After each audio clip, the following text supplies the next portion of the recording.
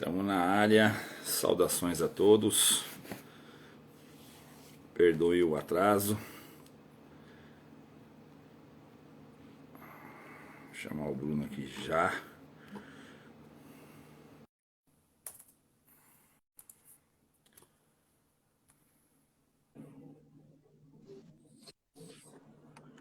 E aí, homem? E aí? Fazer Amém, tudo bem? bem. Tirando uma gripe forte que me pegou aqui. Tá geral um surto, né? Aqui em casa a molecada pegou também, rapaz. Opa, tá de Fusca? Olha lá, eu descobri esse hoje. Nossa, eu tô ruim, então se meu olho ficar meio fechando aqui, com um papelzinho, vocês não reparam, não. É o bom que live não transmite, né? É, verdade, não precisa usar máscara. Tudo em paz aí? Não. Tranquilo? Tá, tá tudo em paz, hoje é Corujão com Stivanelli. Eu peço perdão a todos aí que o atraso é todo culpa minha, tá? Pra quem tá aí aguardando, é eu que me atrapalhei na rua e cheguei agora. Entrei dentro de casa e sentei aqui. Foi direto. É a luta. É a luta. Vamos lá. Vamos Brunão, lá. não perca tempo. É a parte 3 para quem não sabe. Quem não assistiu a parte um e a parte 2 está no canal Alvo do Evangelho. Quem está assistindo aqui pelo YouTube, é só dar uma pesquisada aqui no canal que vai achar as duas lives, as duas primeiras partes. Essa é a parte 3 e a parte final também, né, Bruno? É isso, né? É, a parte final.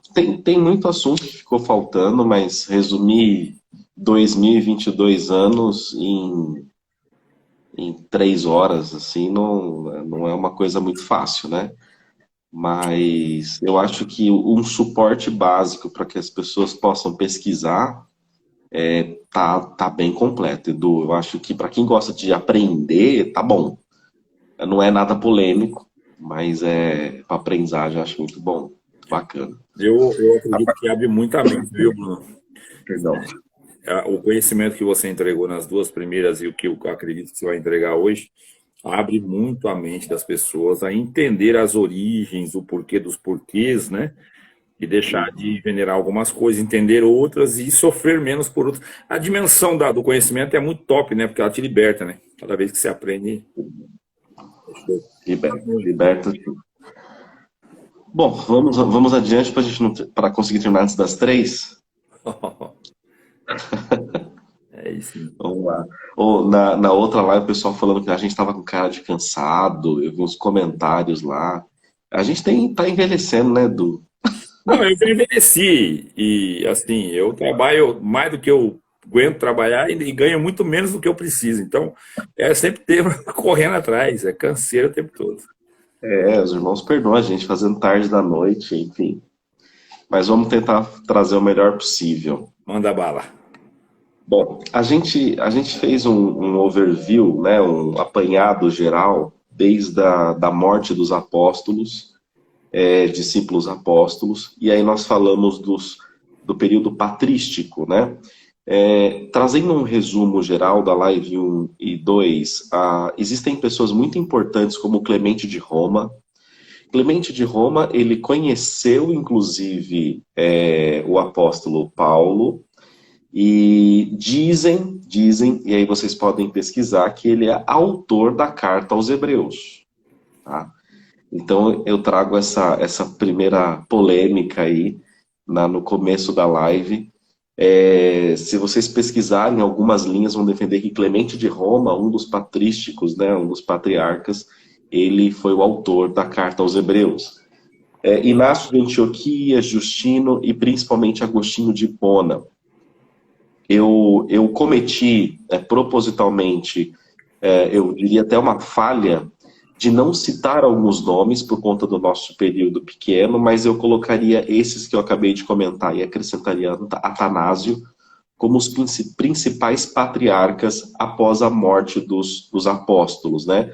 João é o último que morre por morte natural, então Clemente de Roma, Inácio de Antioquia, Agostinho de Hipona, Atanásio, são homens que fundamentalmente estruturaram a nossa teologia cristã.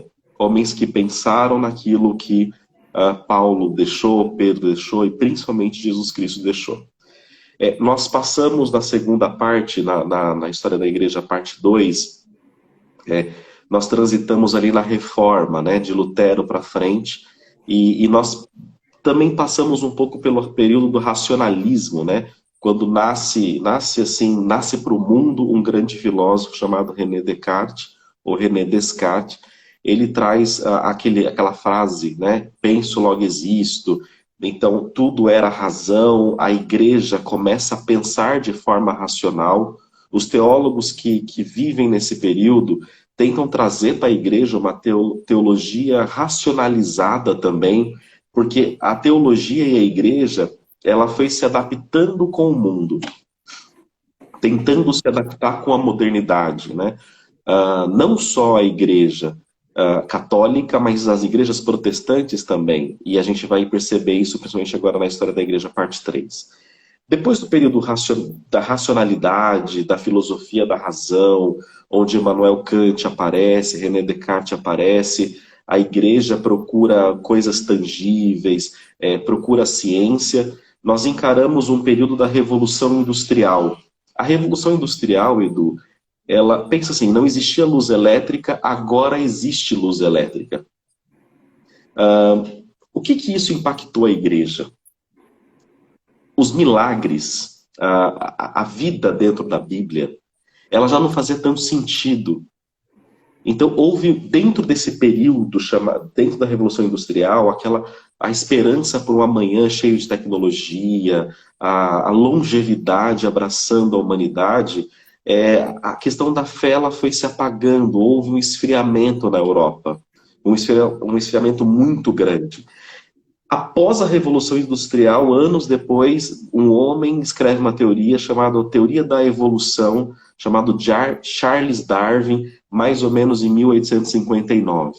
Então você tem o período da Revolução Industrial, mais Charles Darwin, isso é uma porrada na igreja. Essa porrada na igreja, essa porrada na fé, ela causa uma transformação teológica fundamentalmente na Europa, e nasce uma teologia chamada teologia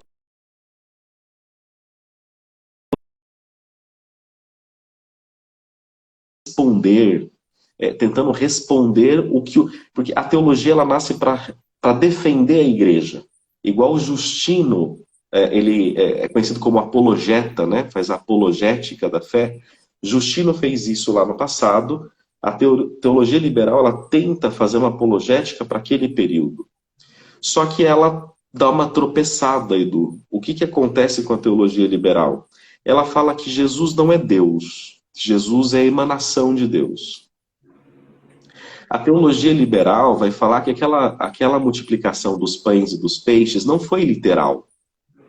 Foi Jesus mostrando a caridade. Ele deu o que ele tinha e fez com que as pessoas que estavam ao seu redor também dessem o que elas tinham. Essa teologia liberal, ela começou a colocar uma fé subjetiva, dar explicações bíblicas com um embasamento mais humano, respostas totalmente antropofórmicas, né? Respostas para o homem, trazendo um antropocentrismo. A teologia não precisa pegar da boca de Deus ou pegar da Bíblia para responder à humanidade. Mas a teologia, ela responde o homem através do homem. É a mesma coisa de alguma religião que eu respeito falar o seguinte: você nasceu sem uma mão porque numa vida passada você foi um bandido. É uma resposta clássica e que faz todo sentido e que te conforta, mas não é bíblica. Quando essa teologia liberal ela toma força na Europa, com o esfriamento da fé, acontece o que a gente chama dos fundamentalistas. Os fundamentalistas, eles aparecem de novo, que são grandes teólogos, e esses fundamentalistas, eles querem tirar de novo o homem do centro do poder, para trazer a Bíblia para o centro do poder. E eles se reúnem, e eles trazem os 5 fundamentos da fé protestante. Tá? O primeiro fundamento é a infalibilidade da Bíblia. Nós cremos na infalível palavra de Deus. Gente, isso aconteceu em 1895. Trazendo um pouco da CCB, Isso é um ponto de doutrina nossa, embasada nos fundamentalistas de 1895. Não tem nada novo nos pontos de doutrina. Inclusive, os pontos de doutrina da CCB, muitos deles foram escritos por um metodista, e depois eu posso trazer o nome aqui, tá? E foi um metodista mesmo. O segundo ponto, a divindade de Jesus, o liberalismo teológico, não, Jesus é uma emanação de Deus. O fundamentalista defendendo a fé bíblica fala, não, Jesus Cristo é um ser divino, é o Deus encarnado, é o verbo que se fez carne. O nascimento virginal de Jesus, esse é o terceiro ponto do fundamentalismo. A morte expiatória na cruz, então a morte de Jesus Cristo foi para a expiação do pecado. E por último, a ressurreição corporal de Jesus. Foram 5 pontos que os fundamentalistas defenderam contra a teologia liberal. Aonde que a coisa acontece, começa a fervilhar, né? Quando a teologia fundamentalista ela aparece, trazendo uma escalada bíblica, nascem as escolas dominicais. Porque as igrejas, elas começam a falar assim, a gente precisa formar as crianças para que a geração futura não seja essa geração da teologia liberal, mas que seja uma geração da teologia fundamentalista. Então, toda igreja que tem uma escola dominical, formação de criança, faculdade teológica, Mackenzie, metodista, eles estão embasados nessa teologia fundamentalista. Então, existem livros fundamentalistas, existem escolas fundamentalistas, teólogos e professores fundamentalistas que acreditam nesses 5 pontos e nasceram para combater uma fé racional. Não uma fé racional em Paulo, mas uma fé racional humana, totalmente antropocêntrica. Parece um pouco técnico, porque a gente está entrando nos anos 1900 agora, então a coisa começa a ficar um pouco técnica, né? Menos polêmica e mais técnica. Em 1906, acontece um fato, tem aí a questão das guerras, tá? Então, as guerras, elas arrebentam com a teologia liberal, em certo ponto, porque, poxa, o mundo está com uma esperança muito grande que as coisas vão ficar bem, luz elétrica, a tecnologia, a robótica, a ciência, então a própria ciência destrói ciência. Então teve até uma palavra de um pregador, né, nosso, ciência destrói ciência, tem um livro que fala isso, né, que a ciência das guerras destruíram a ciência da teologia liberal. Então, essa pregação é uma pregação de livro. Né? Não sei se você já ouviu essa pregação aí, rodou em gravações e tal. Nosso saudoso irmão Edmilson de Igaraçu do Tietê, ele pregando sobre as torres gêmeas, ele fala, ciência destrói ciência. Isso era o combate dos fundamentalistas contra os liberais, está em livro, inclusive. Depois dessa grande depressão teológica pós-guerra, por que eu falo assim, não é desdenhando, pelo amor de Deus, pode parecer. É para mostrar para quem nos ouve que o conhecimento também carrega a virtude e que o conhecimento é a virtude. Porque o conhecimento da palavra é o conhecimento do próprio Cristo e o conhecimento da história da igreja é o nosso conhecimento. É entender a nossa própria história. A igreja, ela se esfria, ela congela. A Europa, como a gente viu na parte 2 e parte 1, ela é o berço do cristianismo protestante. De repente, as igrejas se esvaziam. As famílias começam a deixar de ir para a igreja. A fé do povo começa a prevalecer. E nós estamos vivendo uma época, no começo dos anos 1900, que negros e brancos não se juntavam, né? Inclusive nas igrejas. Existiam os cultos dos negros e os cultos dos brancos. E nos Estados Unidos, isso era ainda mais pesado. Em 1906, William Samuel, né, ele é um pastor negro, cego de um olho. Ele tinha um movimento muito forte com base em 2 de Atos dos Apóstolos. E pregando e orando, numa rua chamada Rua Azusa, houve um barulho estrondoso naquele lugar. E esse barulho foi a manifestação do Espírito Santo, como aconteceu em 2 de Atos. Então, conta a história, a narrativa histórica, que os vizinhos ouviam os barulhos pentecostais na igreja dos negros da Rua Azusa. Esse movimento é conhecido como movimento pentecostal. Perceba a voz de Deus, perceba o toque de Deus após a teologia liberal, após as duas grandes guerras e o esfriamento das igrejas, visitando nesse exato momento, na virada do ano 1900, a visitação do Espírito Santo, como aconteceu em Atos. Na ausência de Jesus, na morte dele, cai o Espírito Santo. No esfriamento da igreja, o Espírito Santo volta e se manifesta. Então, são em tempos históricos diferentes, mas com o mesmo remédio. William, ele toma esse movimento pentecostal na Rua Azusa, ele toma uma fama tão grande que brancos começam a visitar esse movimento da Rua Azusa. Ou seja, começa a unir a igreja. Não tinha mais essa ruptura entre negros e brancos.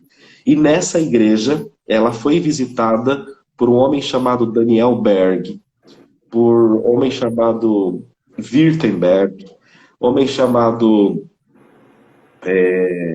Durham.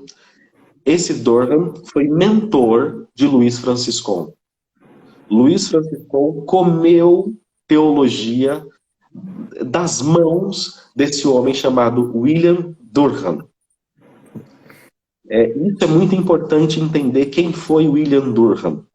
William Durham, ele foi um teólogo que acredita na obra da consumação do Calvário. Ou seja, o sacrifício de Jesus na cruz sendo suficiente para perdoar todos os pecados. William Durham pregava isso e ele tinha uma escola teológica poderosíssima, porque muitas igrejas pentecostais e não pentecostais se formaram a partir de William Durham.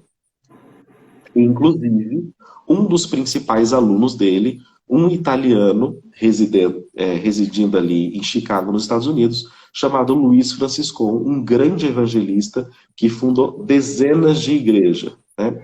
Daniel Berg também comeu da Rua Azusa, William Durham comeu da Rua Azusa, porém, Luiz Franciscon não come da Rua Azusa, mas ele come de William Durham, que conheceu o batismo do Espírito Santo, a profecia, palavra de ciência, palavra da sabedoria, conheceu os dons espirituais.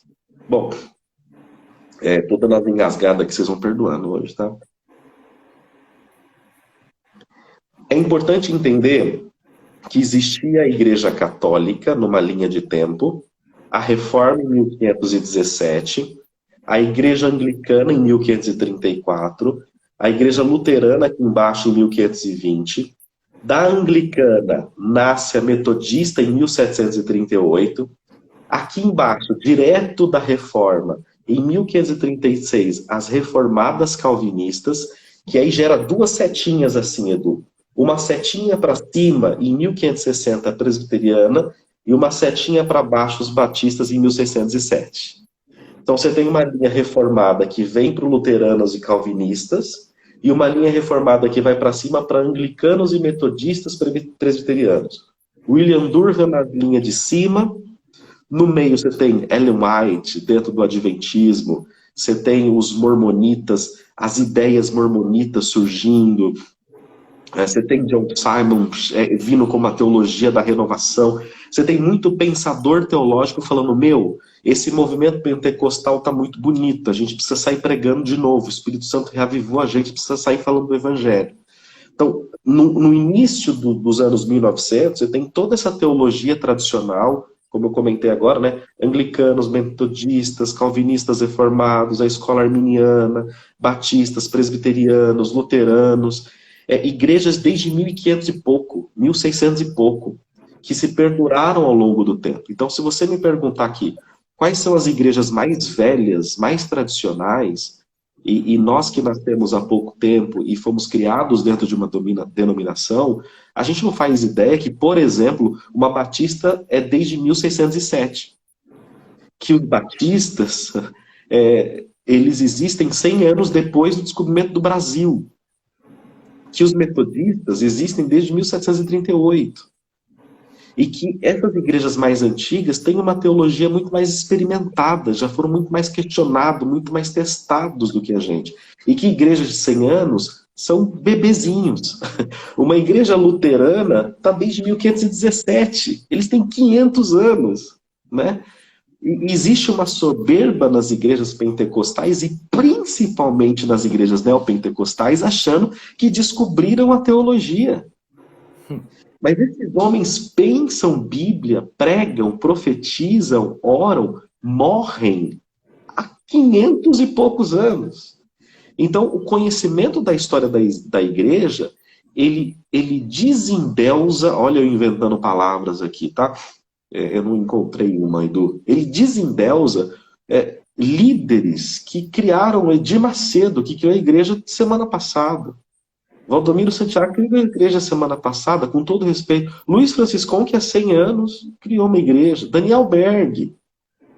São crianças perto de toda essa teologia. Isso não os faz menores, mas também não os fazem maiores. Essa compreensão nos mostra que o cristianismo, nós fazemos parte de uma família de um cristianismo reformado, muito maior do que uma instituição pequena.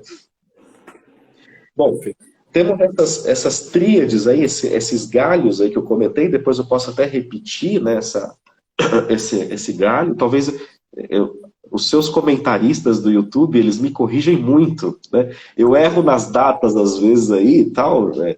Eu não citei os valdenses aqui, aí os que gostam, não citou valdenses, me perdoem aí, é que não dá tempo. Então, tem 3 professoras de história lá que ficam comentando no YouTube, que são boas, inclusive. Me acharam no Instagram. Bom, pensando no Brasil, pensando na América Latina, e toda vez que a gente pensar em igreja, pensa, existe uma cultura. Então, a cultura africana é uma cultura dançante. É uma cultura dançante. E a teologia, ela vai se misturar com uma cultura local. Exemplo, se você congregar no Japão, em qualquer igreja, você tem uma cultura local miscigenada com a cultura teológica da igreja. Essas coisas se fundem. Um culto europeu é diferente de um culto latino-americano. Então, por isso que a África é muito mais fervorosa. Porque a África é muito mais festeira em todos os aspectos. Existe um aspecto sócio. Existe um aspecto sociológico, né? Então, às vezes, meu irmão, fui lá na África, lá é uma glória que não é. Não é uma questão de glória diferente. É uma questão sociológica diferente. O povo é um povo mais vibrante. Ou menos vibrante. Isso não torna mais ou menos cristão. Quem diz isso são os teólogos dessas igrejas que estão lá há 500 anos, fazendo obra missionária para a África. Eles não se encantam com a glória quando você prega na África. As igrejas pentecostais, quando fazem obras missionárias para a África, volta contando dos feiticeiros, daquelas coisas, mas isso daí já é contado há 600 anos. Né? E aí os mais velhos contam isso com menos eloquência, eu diria assim. Pesquisem bastante as primeiras obras missionárias da África, vocês vão encontrar muita coisa. Pensando na América Latina, os protestantes começam a ter liberação imperial do Brasil em 1807. Então, o Império fala, protestante pode vir, desde que vocês não façam templos suntuosos e com arte sacra. Aí eu vou pedir para que os irmãos dividam muito bem. A arte sacra é uma coisa, a arquitetura sacra é outra. A arte sacra são objetos que me remetem à oração em busca. Um santo que me remete à oração em busca. A arquitetura sacra são templos. Templos sacros. Então, poderia vir os protestantes para o Brasil, desde que os templos fossem brancos, sem imagem. Então, os irmãos começam a entender que não há revelação nisso. Isso foi um dito imperial em 1807, que a igreja tinha que ser desse jeito. Não podia ter nenhum tipo de artigo, imagens, etc. Os protestantes que chegam no Brasil, os primeiros, são os luteranos no sul. Então, os luteranos foram lá para o sul. Não vou lembrar se é Curitiba, onde vai, mas luteranos foram para o sul. Isso foi em 1824, porque a primeira igreja, 1807, 1809, que veio para Petrópolis, Rio de Janeiro, foi uma igreja de linha presbiteriana, mas que não era presbiteriana. A igreja se chama Protestantes. Eu vou lembrar até o final. É uma igreja, um nome que não é um nome tradicional. Mas eu sei que o missionário ele tem uma veia presbiteriana muito forte. Templos brancos com arquitetura sacra, que é aqueles telhados assim, ó. Sabe, telhado que parece um triângulo? Que imita muito a igreja luterana, que imita muito a igreja presbiteriana. Então, esses templos, eles já são, que são arquiteturas sacras, eles são heranças de um processo arquitetônico, urbanístico, tá? 1850, Robert Kane vem para o Brasil e ele instala a primeira igreja protestante do Brasil no formato que a gente conhece. 1839, a presbiteriana chega e começa a montar a igreja. 1881, a gente tem a chegada da Batista. Vem o casal Batista. Aí tem uma polêmica muito grande se os batistas fizeram a primeira igreja em Salvador ou em Santa Bárbara do Oeste. Eu defendo a tese que a primeira igreja batista do Brasil é em Santa Bárbara do Oeste. Eu já passei na frente dela lá, inclusive. 1910, o homem que experimentou a Rua Azusa, chamado Daniel Berg, junto com um companheiro dele, que eu esqueci o nome, chegam em Belém do Pará. Eles são crentes, salvo engano, batistas, que conheceram o Espírito Santo da Rua Azusa. E eles vêm com um fervor danado. Pensa, Nordeste brasileiro, Norte, Nordeste brasileiro, quente, o povo animado, um povo alegre, com uma cultura protestante. É pólvora e fogo, filho. É igual você pregar uma palavra na Bahia e pegar no Paraná. É diferente. Os dois são bons. Mas cada lugar você vai sentir coisas diferentes. Os caras chegaram em Belém, acabaram de ser batizados com a promessa do Espírito Santo, a evidência de língua, na Rua Azusa. Então pensa. Chegaram pregando tudo, nasce o movimento que nós conhecemos como Assembleia de Deus. Belém. Por que a Assembleia de Deus Belém? Porque chegou lá em Belém, através de Daniel Berg, junto com seu companheiro, que eu não sei se chama Irving, alguma coisa Irving, que é um europeu. Esse Irving, que era o companheiro do Daniel Berg, tinha uma esposa por nome de Frida, se não me engano. E essa mulher era uma mulher valentona, era uma profetisa top. E ela gostava do reteté, gostava de fazer visita e vigília e tal. E a Assembleia Belém, através de Daniel Berg, não concordava muito com isso. Então já houve ali uma ruptura pequena que eles foram carregando ao longo do tempo. Essa Frida, né, essa mulher, foi acusada de adultério e foi mandada embora para a Suíça. A filha dela morre. Ela volta para enterrar a filha e ela compõe um hino que está na harpa cristã até hoje, um hino maravilhoso. Que os irmãos podem pesquisar também.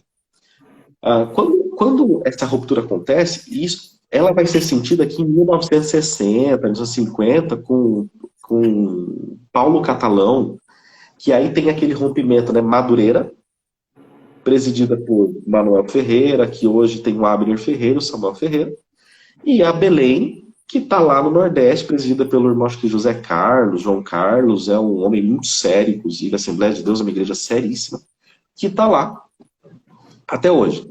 Em 1910, por que isso tudo aconteceu em 1910? Não é uma igreja, que eu sei que a nossa mãe é congregacionista, a Assembleia nasce em 1910 por conta, 4 anos depois do movimento da Rua Azusa, a Rua Azusa foi um movimento missionário. Então, quando o povo sai dali fervilhando, eles saem pregando o evangelho para o mundo inteiro. Então foi Brasil, Argentina, Chile, Europa, América Central e puf, em 1910, 4 anos depois, desce no Brasil. Berg no norte, Franciscon no sul. Daniel Berg falando da Assembleia de Deus, é porque a gente começou a focar nas instituições religiosas, esquecendo que tudo isso era evangelho de Cristo. Que tudo isso é a mesma igreja, é o mesmo pacote, é o mesmo povo. E que acredita na obra da cruz, no sangue espiado no madeiro.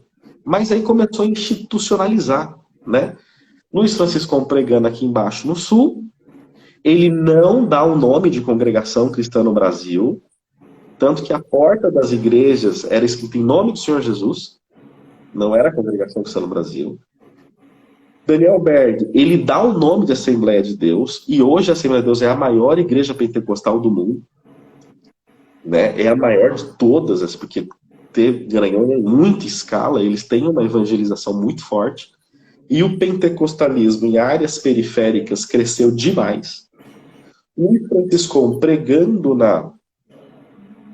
no sul do país, e aí ele transitava no sul do país, Argentina, Chile, Uruguai, aqui e tal. Ele começa esse movimento de pregação, mas Luiz Franciscon, ele é da Assembleia Cristã. Tanto que Luiz Franciscon, ele morre na Assembleia Cristã. Ele não teve nenhum nome no relatório. Os irmãos entenderem, a Assembleia Cristã em Chicago, as irmãs nunca usaram véu, elas usavam chapéu. A esposa do Luiz Francisco, ela congregava de chapéu. Tem foto disso, tá? A esposa do irmão Miguel Espina, existem alguns comentaristas de história especializados na CCB, que contam que a esposa do irmão Miguel Espina congregava de chapéu em Chicago, né? E Luiz Franciscon, ele ficou na Assembleia Cristã, pregando na Assembleia Cristã, e lá ele morre. Felipe Pavan toca por aqui. Em 1936, a congregação vai tomando a forma da congregação, vai se institucionalizando, e ela vai acoplando, porque ela cresceu de forma administrativamente organizada, administrativamente de forma robusta, cresceu mais do que as pequenas, ela começa a acoplar os pequenos pontos de evangelização das assembleias cristãs, não só no Brasil, mas no mundo como um todo. Sabe aqueles irmãos que vão de viagem e falam, a gente chegou lá, e aí tinha uma igreja que usava véu, santo Deus, era uma assembleia cristã. E a Irmandade, por simplicidade, acabou virando placa.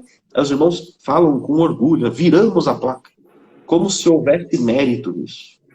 O mérito maior não está em evangelizar quem está dentro da igreja, se bem que eu acho que hoje em dia é o que mais precisa, mas mérito seria a chegar pessoas que não conheceram a Cristo, a conhecerem a Cristo. Então, coisas que, por exemplo, você não vai ver outras denominações fazendo. Se tem uma igreja lá que já aceitou Jesus Cristo, eu vou me preocupar com quem não aceitou. Eu vou me preocupar com o povo que não entendeu o evangelho ainda. Então a congregação foi por esse crescimento por aquisição. Então assim, a congregação ela foi viajando e fazendo as aquisições desse movimento pós-Rua Azusa. Outras denominações, como por exemplo a Assembleia de Deus, ela entrou no movimento evangelístico, muito forte. Anos mais tarde, aí não dá para entrar no detalhe, já em 1980, os Estados Unidos, nasce dentro dos Estados Unidos uma teologia chamada teologia triunfalista, né? É a teologia da riqueza, da prosperidade, que não nasce no Brasil. Que são grandes movimentos para a vida financeira e tal, e isso daí ganha muita força na América do Norte. Isso vem para o Brasil no começo dos anos 90 e ganha força em 95, 96, 97, que dá origem à teologia triunfalista. Ela dá origem ao que nós conhecemos por neopentecostalismo. O neopentecostalismo, ele tem dom de línguas, ele expulsa demônio, só que a teologia, ela é fundamentada no triunfalismo. Tem embasamento bíblico. Você consegue pregar que crente pode ficar rico? Consegue. Mas não é um neopentecostalismo que não está dentro daquele fundamentalismo clássico de 1805. Quem foi, Edu, a figura mais importante de todos esses anos? Eu vou falar algo aqui que, para os adoradores de homem, isso vai parecer um pecado. Para quem tem uma cabeça aberta, isso vai parecer técnico. O maior evangelista que a Terra conheceu chama-se Billy Graham. Billy Graham, ele viveu nos Estados Unidos. Esse homem teve acesso à Rainha Elizabeth, aos presidentes dos Estados Unidos. O povo pediu para que ele orasse lá. Ele pregou para 200 milhões de pessoas um evangelho sem ter nomenclatura de igreja.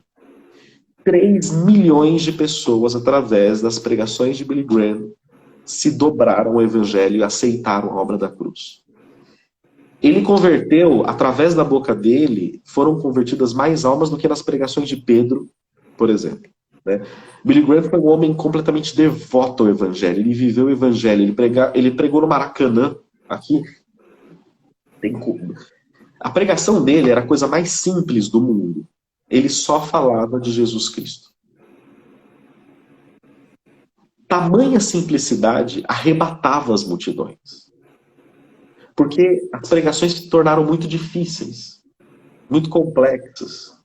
O povo se voltou ao Velho Testamento, aos mistérios do judaísmo, aos mistérios do ocultismo, a procurar pelos em ovo. Por exemplo, as duas cadeiras em cima do púlpito. Gente do céu, isso é uma cultura presbiteriana, onde o diácono e o ancião presbiteriano sentavam ali na hora da Santa Ceia. A congregação traz isso herdado.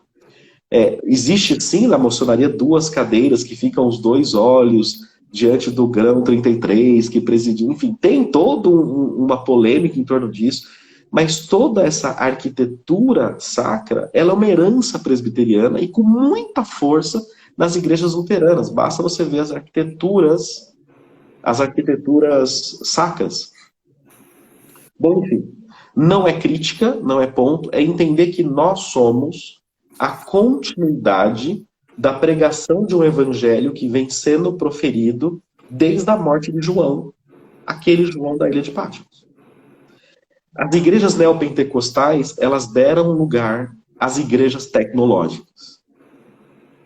Então agora existe uma nova teologia que chegou no ano de 2020 agora, que estão falando por aí que são a teologia das igrejas das paredes pretas. Lagoinha, Sara Nossa Terra, essas igrejas modernas que têm cultos online. Essas igrejas, isso é uma afirmação Perdão. Estamos no metaverso também. Agora o culto acontece no metaverso. No metaverso. Exatamente. Porque as crianças e mocidades estão lá, né? Estão lá. Os nossos filhos vão para lá. Então essas igrejas mais modernas, elas vão se adaptar de novo. Eu vou afirmar uma coisa aqui que parece loucura, mas não é. Se você for avaliar a história, as igrejas vêm substituindo umas às outras e vêm sobrevivendo, sobrepondo umas às outras.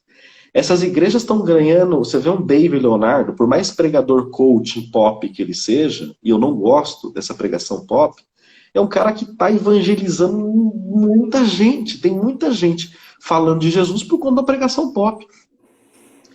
Lagoinha, enfim, tantas igrejas de paredes pretas, né, que fazem transmissões via YouTube, internet, arrebatando grandes multidões para o evangelho.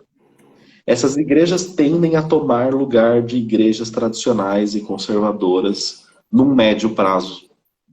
Bem médio prazo. Essa é a linha histórica, de forma muito resumida.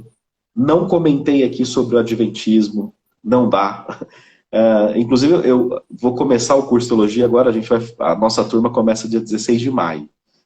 A gente tem a história da igreja e vai durar 2 meses só essas 3 lives que nós fizemos aqui, onde a gente invade heresiologia. Quando eu falo que essas igrejas vão tomar lugar, não significa que essas igrejas não têm heresias. Sim. É claro que tem. Nós, congregacionistas, temos heresias, que está mudando, né? O exclusivismo está caindo, o rebatismo está caindo. Eu vi um vídeo seu aí que me animou demais. Então, assim... Mas é muita resistência, né? Porque, vamos falar, né, Bruno? Como é que você manobra uma igreja do porte da congregação de uma hora para outra, né? É muito simples você dar um cavalo de pau com um carro pequeno. Mas você manobrar um trem desse tamanho... Difícil. E muitos, né? São décadas e décadas e décadas de exclusivismo defendido. E vamos dizer, chegou até agora. Esse exclusivismo... ele continuar sendo defendido ainda este ano. Este ano foi defendido nos púlpitos. E agora virou, mas, meu irmão, para isso é muito enraizado, é muito profundo. Tem pessoas com história dentro da congregação, 50, 60 anos, crendo fielmente nisso e evangelizando a partir disso, construindo as suas teses, as suas teorias, as suas narrativas, suas explicações, todas embasadas e apoiadas no exclusivismo. Aí agora, meu irmão, para você desfazer isso e reestruturar, eu vou ser bem generoso e positivo. 10 anos no mínimo para começar Eu a também. fazer. Não, acho que você está certo. 10 anos é uma geração. É, É uma geração. Eu acho que a próxima geração é uma geração mais bíblica, talvez, né? Eu isso. ouvi essa semana uma irmã falando, via áudio, que, irmã, se a gente lê muito a Bíblia, será que a virtude sai da gente? Aquela coisa da revelação. Entender que a revelação está fora da Bíblia é uma coisa que também é uma manobra de um transatlântico. Dói um pouco, ao mesmo tempo existe um viés de esperança. Porque é muito raro, Edu, nessa linha histórica que a gente comentou aqui, anglicano, ortodoxa, metodista, calvinistas, arminianos, nenhuma prega o exclusivismo. Absolutamente. Perfeito. A exclusividade da salvação em toda a história da reforma, desde 1517, ela está embasada em Cristo. Aí eu vou colocar talvez uma dúvida muito cruel. A culpa não é do povo, a culpa é de quem ensina. E enquanto o povo não se aplicar na Bíblia, vai ficar esse fantasma que a revelação sobrepõe à Bíblia. Enquanto existir esse fantasma, o homem ele vai ser a autoridade. E a gente não pode esquecer que em Roma, quando Lutero, Zwinglio, Savonarola começaram a gritar, era para tirar o homem do poder e colocar a Bíblia no poder decisório. Porque a Bíblia, a palavra de Deus, ela nunca vai errar. Passaram-se 2022 anos, ela continua atual. Jó, no livro de Jó, já falava da órbita da Terra. O livro de Jó já falava da contagem das estrelas, que a Terra era redonda. O livro de Naum teve um sonho do carro a combustão. Eis que vejo, em sonho, um carro como que se de fogo em altas velocidades sobre as praças da cidade.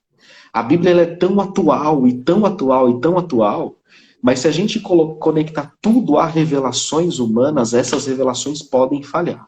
A Bíblia não. Então, a revelação que contrapõe a Bíblia não é Deus. Se não é Deus, é obra do maligno. É isso. 1980 para frente, o neopentecostalismo, e hoje a gente está numa encrenca em algumas instituições. Eu tinha muito medo de falar dessa forma, Edu, mas eu acho que, por mais que a minha situação seja difícil, eu estou aprendendo com o tempo que não, que o evangelho ele é muito mais forte do que nós que somos fracos. Perfeitamente. Muito mais forte. São tempos trabalhosos, de muita incerteza, que vai precisar engatar uma ré. Essas lives aqui têm um objetivo muito forte, que é fazer entender a nossa raiz, da onde viemos, porque senão você fica deslocado no tempo devido à ignorância. Deslocado, que eu digo, é sem saber a sua origem, né?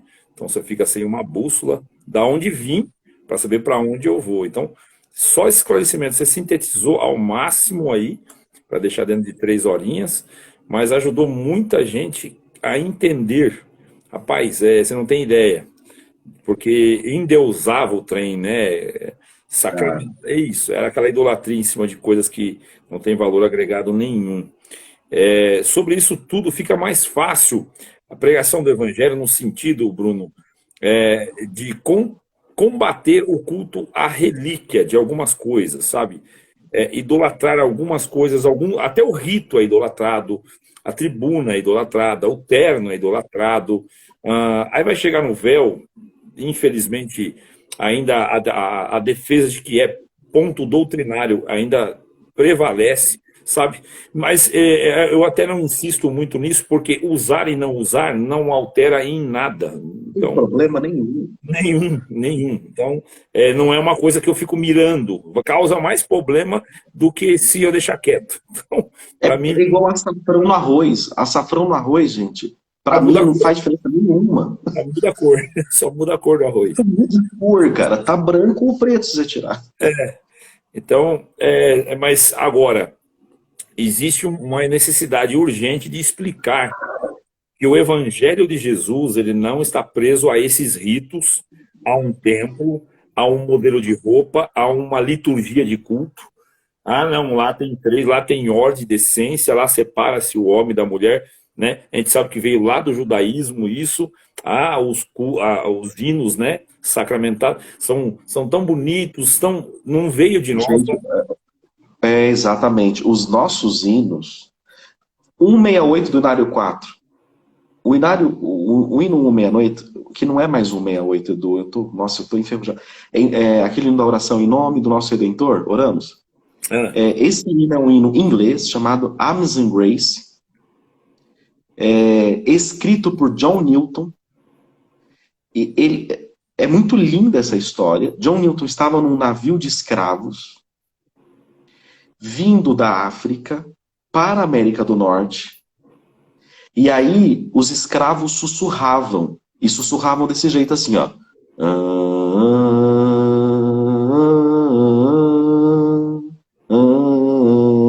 E ele escreve Amazing Grace. Hoje é 106. Isso. Esse hino é um hino de John Newton. E às vezes a gente olha e fala, esse hino da minha igreja. Não, esse hino é um hino de Cristo, composto por John Newton, que ele ouviu sussurro de escravo em navio. Para você ver. Coloca os irmãos aqui do YouTube. Você vai para o YouTube, né? Vai para o YouTube? Vai. Foi pro YouTube. Irmãos, eu aconselho. Entra no YouTube, escreve ali, hinos dos Mormons. Vai ter um órgão. Vai ter um órgão. Agora 80% dos nossos hinos são iguais dos Mormons. Agora você puxou o pino da granada. Agora são iguais. Eu já assisti lá. São iguais. Inclusive a posição do órgão, Edu. Nossa, o órgão da igreja luterana e católica antiga tem a mesma posição do nosso. Fica do lado das irmãs num caixilho de madeira. Perfeito. Não dá pra gente entrar aqui na questão o que é uma tribuna e o que é um altar. Que aí a gente entrar em usos e costumes. As cadeiras, 3 portas de entrada. Essas 3 portas de entrada, isso na luterana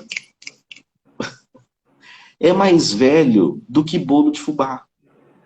E eu não estou falando isso depreciando, eu estou falando que o cristianismo não tem 100 anos, que a obra da cruz não tem 100 anos, e que a reforma protestante tem mais de 500 anos. E que se a gente não entender que batista é irmão mais velho, a gente tem que respeitar, metodista é irmão mais velho, a gente tem que respeitar, e que os neopentecostais são irmãos mais novos, tem que respeitar a gente, porque a gente já foi testado em muita coisa, e saber que nós somos um evangelho único. Bruno, você está sendo sincretista. Não é isso. É que os homens do passado, eles queriam um cristianismo avançando, não uma instituição avançando. Imagina hoje se Agostinho de Hipona estivesse vivo vendo essa bagunça toda. Justino. Ele ia falar, por que eu fiz o que eu fiz? Por que eu escrevi tudo o que eu escrevi? Vocês não entenderam nada. Vocês estão pregando instituição e não estão pregando evangelho. Essa é a diferença.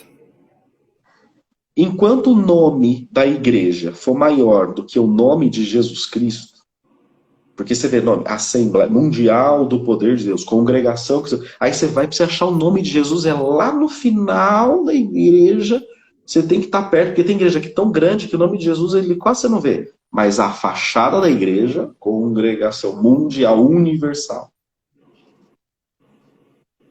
Enfim. Aí você valoriza o que não deveria ter valor nenhum, né? O valor está tudo em Cristo, né? E por Cristo e por causa dele, mais nada, né? O centro é ele, a centralidade de tudo é ele.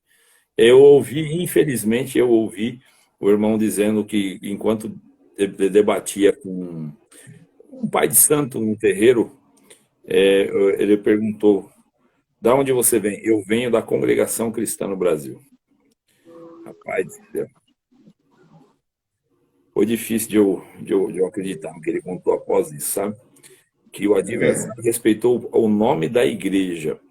E de duas uma, eu falei para o irmão que estava do meu lado, de duas uma. E se vocês quiserem me xingar aí nos comentários, eu não ligo, é só mais um. Eu não estou ligando, não. Não ligo mesmo. Eu falei para o irmão do meu lado, de duas uma. Ou ele está mentindo, ou o adversário enganou ele bonitinho nessa daí. Porque o adversário também quer que você seja exclusivista. Deus não quer. Ele não quer isso, mas o adversário quer. Porque aí você vai ser enganado por um falso evangelho e vai confortavelmente no trem da vida desembarcar na estação que você pensa que é o céu, a hora que você sair do trem está na porta do inferno. E ele te levou de forma confortável até lá. Você foi bem confortado e iludido a vida inteira, né? Porque tem uma coisa, né, Bruno? Se eu chegar na porta do céu e dizer, olha, Senhor, mas eu não posso entrar por quê? Por causa disso. Não, mas eu estou fazendo um cenário bem teatral aqui, né? Bem infantil. Não posso entrar por quê? Ah, porque é isso, isso, aquilo. Fala, mas isso aí quem me ensinou foi o meu pastor, foi o meu presbítero, foi o meu ancião. Foi, então vá você e ele para o inferno, porque um cego guiando outro cego, ambos caem no abismo. Está escrito que é ambos. Não é uma coisa que a igreja vai ficar isenta porque um presbítero, um bispo, um ancião ensinou errado, só ele se lasca. Ele lasca com a igreja inteira. Se ele é o que a Bíblia prevê. Se um cego guiou o outro, os dois caem no abismo, irmão. Então cai quem ensina e cai quem está seguindo, quem está ensinando. Então, infelizmente. E outra coisa, você falou, a culpa é de quem ensina. Eu não estou contrariando você, não. Eu acredito que 99% seja. Mas tem 1%, Bruno, que a igreja tem que questionar, a igreja tem que refletir. E a ovelha conhece a voz do seu pastor. Conhece. E o pastor não diz coisas que alguns bispos, pastores, anciões estão dizendo. Ele não diz essas coisas. Então, se ele não diz, logo, eu tenho que descobrir o que está acontecendo aqui. E você sabe que o Novo Testamento, né, a Nova Aliança, ela é cheia de advertência, questiona, julga, examina, cuida, enfim, não aceito tudo, examinar os espíritos, provar os espíritos. É uma carrada de coisa ali no Novo Testamento, mandando o próprio Paulo com Coríntios lá, viu? Eu estou falando como a entendidos. Julgai vós o que eu digo. Estou dizendo, julga aí. Vai, pô, se mexe, dá uma olhada, ver se o que eu estou falando está certo. Esse julgamento era pegar a escritura. Era pegar a escritura, está batendo. É o que está lá em 14 de 1 Coríntios, fala em 2 ou 3 profetas, os demais julguem com zelo entre si o que foi dito. Ué, julgar com zelo é julgar na escritura. Os bereanos de Atos 17, né, tá tudo lá. Tá tudo lá agora, seu centro. Tá, mas sabe o que é, ô Bruno? É o fast food, irmão. É muito mais confortável eu sentar e encomendar comida. Porque aí o irmão lá, o ancião, o pastor, quem quer que seja, ele traz mastigadinho e entrega na minha boca. Eu não tenho o trabalho de ir lá ler. Porque ler não é gostoso, ler Bíblia não é gostoso. É igual orar. Hoje eu coloquei um post. Você não tem vontade de orar? Ore. Você foi chamado para vencer a tua carne, para se opor à tua carne. Vai esperar ter vontade de orar. Só ora quando você tem vontade. Sabe quando você vai orar? Quando você tiver fome, quando você tiver guerra, quando você estiver na beira da morte, você ora. Nos dias bons você nunca vai orar, irmão. Orar, viver Cristo, indagar uma palavra, questionar, te obriga a sair da zona de conforto. Ninguém quebra, não. É que tem muita gente que falava, é da sua época também, que eu sei que você é da mesma época que eu, que se você questionasse a palavra era blasfêmia. Então, mas isso foi só um novo formato da igreja romanizada furtar a Bíblia do povo. Só foi um novo formato. Naquela época eles proibiram mesmo, você não podia ter acesso à Bíblia. Agora, como não dava para fazer isso, é outro regime de leis, né, que lhe permite ter acesso à informação. Então ele falou, olha, não lê, porque se você lê a letra mata. Então fica aqui comigo que a profecia vivifica. Então aí fica em torno da profecia. E outra, a gente sabe que a palavra da ciência, aquilo que nós comentávamos, que é revelar algo que a pessoa está passando agora, ter ciência de algo que está em oculto, segredo. Está escrito que a palavra ela é apta para discernir os pensamentos da mente e do coração. E tanto quanto quando estiver expondo também, o Senhor pode tomar o pregador e dirigir a palavra desse povo. Ele não tem barreiras para Deus operar. Mas isso não é o prato principal, né, Bruno? Isso daí é um tira-gosto, ou é uma sobremesa. É um além daquilo que você precisa para viver. É algo a mais. Você precisa viver, Bruno? Precisa. Então toma aqui, ó, pão e peixe. Pão e peixe para você comer. Pede o pão de cada dia, é o que você precisa. Beleza? Ah, não, mas eu tenho um paladar mais refinado, eu gostaria de ter experiência gastronômica, né? Eu queria textura, queria sabor, queria paladar. Ah, beleza, de vez em quando eu vou servir um negocinho desse aí, uma visão, uma revelação, uma profecia. Mas o povo excluiu o pão e o peixe, Bruno. e quiseram só o alto paladar da gastronomia e de forma fast food. Entrega logo que eu tô com pressa, tenho meia horinha só, não dá mais para te ouvir, tô indo embora, preciso da minha vida resolvida. Então, com essa urgência, essa demanda urgente, você vê, toma aí uma comida que não serve para viver. Uma pregação que não cura a alma, que não lança você para frente dos pés de Cristo, para você olhar a obra da cruz como a obra mais gigantesca. Você falando aí a suficiência da obra da cruz. Bruno, você sabia que quando você ou qualquer outro prega sobre a suficiência da obra da cruz, cai nos ouvidos destreinados de uma maneira muito ruim, porque dá essa impressão, assim, eu vou dar um exemplo. Você mora em São Paulo, eu moro aqui em Boituva, aí você vai vir me visitar, eu falo, Brunão, eu vou dar uma força para você na viagem. Quantos litros de gasolina você precisa? É suficiente para você chegar aqui? Aí você fala, me induza uns 20 litros, eu chego. Tá bom, ó, tá aí o Pix. Não é sobre a suficiência. Não é essa a suficiência.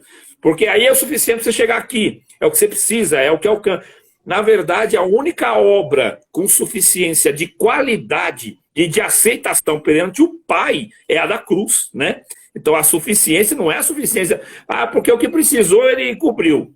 Não, era única em qualidade, né? Alcançou a suficiência exigida pela demanda da justiça de Deus. Abaixo dessa qualidade, ele não aceitava. Então, é essa a obra da cruz. Nós não temos nada em equivalência. Nada. Nada em valor agregado equivalente para chegarmos.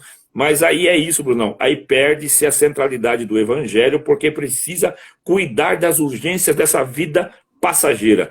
Então você vai lá com uma dor, com uma guerra, com um casamento destruído, com uma empresa falindo, com um filho nas drogas, cada um levando o seu problema, e o pregador tem meia hora para solucionar aquele monte de guerra. Mas não dá tempo de falar de Deus, irmão. Não dá tempo de falar da cruz, não dá tempo de converter ninguém. Aí nós temos uma multidão lá dentro que viram sinais, viram respostas, cumpriram-se profecias, mas não conhecem Deus. Conhece só o Deus provedor, só o Deus realizador de sonhos. Né? Tá mais para um Aladim da lâmpada. Vou lá buscar uma palavra. Esfrega a lâmpada e já sai a benção.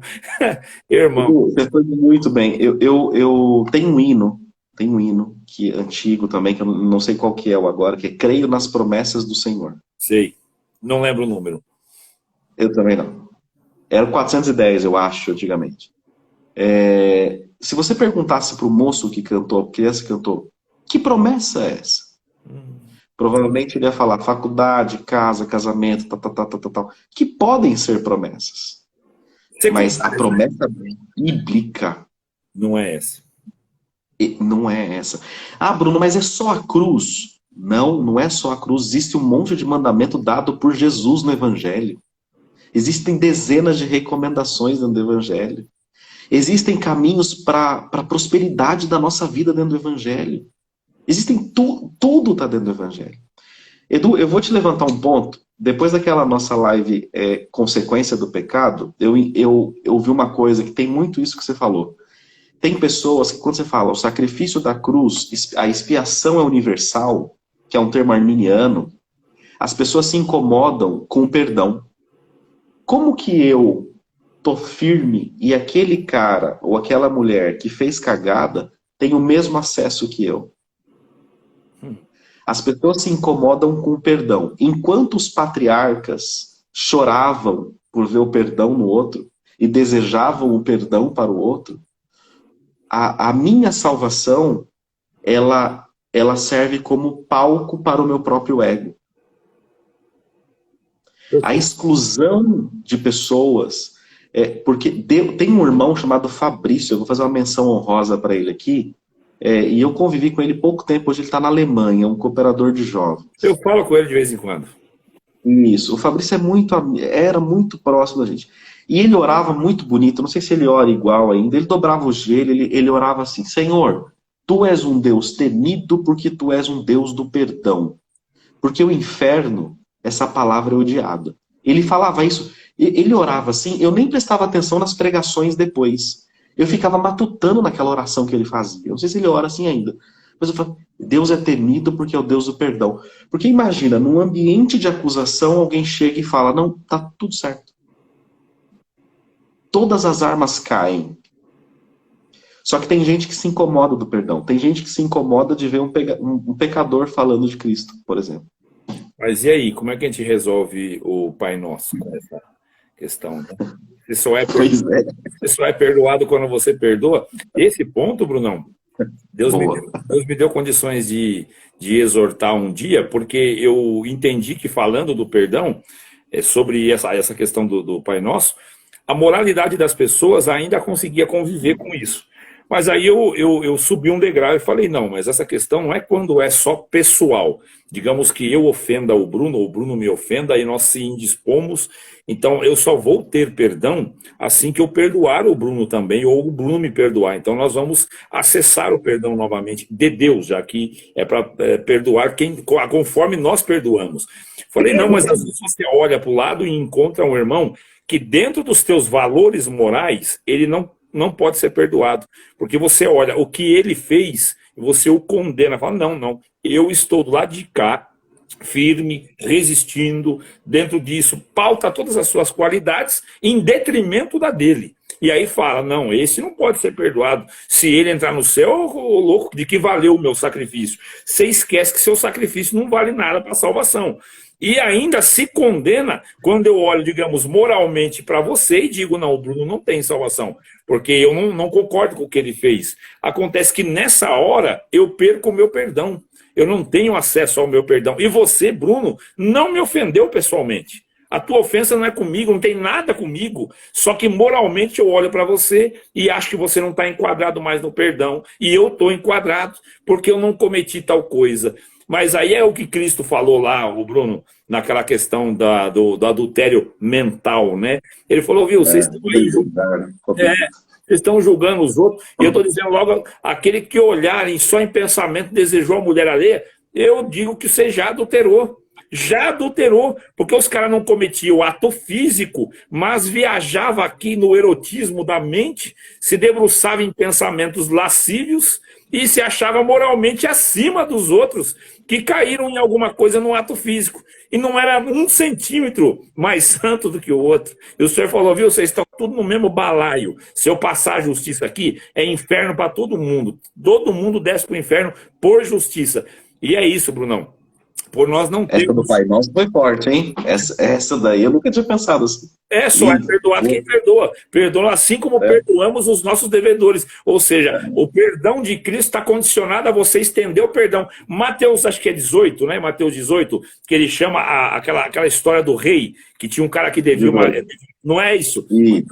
Então o camarada sai da presença do rei perdoado com uma dívida enorme, mas quando encontra alguém que deve para ele, ele não perdoa. Ele já chama a polícia e quer prender o cara para o cara pagar ele, né? Ou seja, aí o rei chama ele de volta e fala, meu amigo, agora já era. Então, você vê que ali, Cristo está deixando muito claro, se você não perdoa, você não é perdoado. E só alcança a misericórdia os misericordiosos. Você está linkado, irmão. Não adianta. Se eu condeno você, Bruno, por A ou B, eu não tenho acesso ao perdão. Que fique isso aqui na live para vocês entenderem. Mas o Bruno não fez nada para mim, nada para mim. Mas a minha moralidade exacerbada condena ele por um ato. Eu olho e falo, não, ele não merece a salvação. E eu mereço. Em algum momento eu mereço. Mas eu não fiz tal coisa, estou dentro da igreja a vida inteira. Olha, vocês perdoam, quase que eu falo alguma coisa pesada aqui. Grande coisa. Não vai mudar nada, irmão. Você quer ver uma pregação que eu mais gosto de pregar, Bruno? Nasceu na igreja. Amigão, você nasceu na igreja, cresceu na igreja, casou na igreja, criou os filhos na igreja. Irmão, morrer foi velado dentro da igreja ou fez o funeral dentro da igreja. Você acorda no inferno se a tua vida foi relacionada só com a igreja. E com essas moralidades dogmáticas, você nunca conheceu Cristo. Amigo íntimo do pastor, amigo íntimo do ancião, um baita funeral que vão dizer para todo mundo, esta foi uma grande homem ou mulher de Deus. E você vai estar lá no inferno, nas mãos de Satanás e condenado junto com ele. Por quê? Porque não se relacionou com Cristo. E só consegue perdoar um outro, Brunão, quem se relaciona com Cristo. Porque perdão é amor. Perdão é amor. Eu não te perdoo se eu não sinto o amor cristão por você. Não adianta. Eu posso falar da boca para fora. Mas se você, quando eu olho, eu tenho uma rusga aqui. Não, o Bruno não. Não, aquele não. Aquela não. Irmãozão, pode orar pedindo perdão. Você está pedindo à toa. Está pedindo à toa. Edu do céu. E o povo acompanhou, hein? 135 aqui. Glória a Deus. Também já é 15 para meia, Bruno. Vamos parar com isso aqui, né? Fora do Vamos ensinamento. parar. Mas ficou bonito, ficou bom. Glória a Deus. Meu irmão, você tem algumas considerações finais e saudar o povo? Fica à vontade. Deus abençoe a todos. É dito, né? Faltou muitas coisas dentro da história da igreja, não falamos nada de usos e costumes, tem muita coisa aí dentro. Se for assistir essa, eu recomendo assistir a 1 e a 2, senão vai ficar perdido, né, Edu? Vai na 1 e na 2, tá lá no Alto Evangelho. Um prazer estar aqui com você. Prazer. Continue esse trabalho maravilhoso. Deus abençoe, Brunão. Deus abençoe a todos aí que com paciência estiveram conosco. Se vocês não se incomodar, recomendo o canal, vai estar lá. E aí eu vou conversando com o Bruno aqui nas próximas disponibilidade dele para ele ir distribuindo esse conhecimento para a gente aqui, enriquecendo todo aquele quanto quer assistir e aprender. É importante demais. Queridos, Deus abençoe. Brunão, um abraço, foi um prazer. Fica com Deus. Melhoras aí, meu amigo. Até a próxima, paz e Deus. Amém, amém.